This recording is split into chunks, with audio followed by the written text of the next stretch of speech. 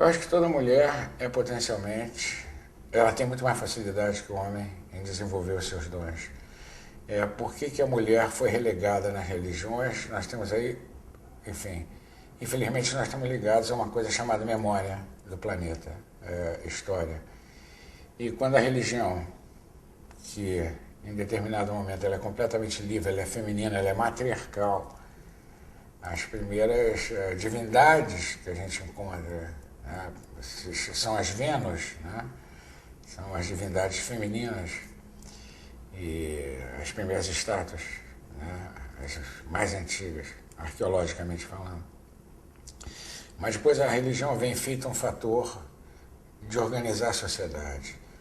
Há uma época, e, enfim, essa época começa recente, falando em termos de história, no Egito, onde a figura do líder está profundamente ligada à figura do sacerdote. O faraó é, ao mesmo tempo, o sumo sacerdote. Por quê? Porque aí você organiza no plano físico, mas organiza também no plano espiritual. Então você orienta toda uma população, você orienta toda uma cultura para, às vezes, até a manipulação do plano espiritual. Na medida em que as pessoas, a sociedade vai se desenvolvendo em torno de uma liderança masculina, sendo que essa liderança masculina ela é criada por causa da ideia da defesa daquela tribo ou daquele país. O homem, no fundo, ele é o caçador, ele é o guerreiro, ele é a pessoa que vai responder por aquela aldeia, país, tribo.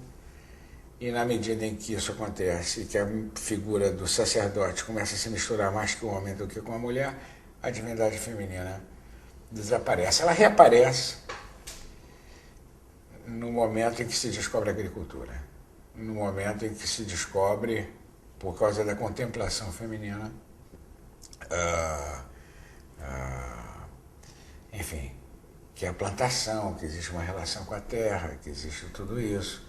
Ela reaparece por ali, ela até ganha uma certa importância em certos momentos da história, mas ela é sempre substituída pela divindade masculina, que é responsável pelo rigor ou pela rigidez de uma estrutura religiosa. Agora eu acho que isso começa a desaparecer e rapidamente. Esse processo todo está se desintegrando, a deusa está muito mais presente. Você vê isso em outros livros, você vê isso em filmes, você vê isso na própria alma das pessoas. Hoje em dia, com bastante, como é que eu diria, esforço pessoal, porque é difícil você dizer a deusa, né? Mas as pessoas estão ousando dizer cada vez mais a grande mãe.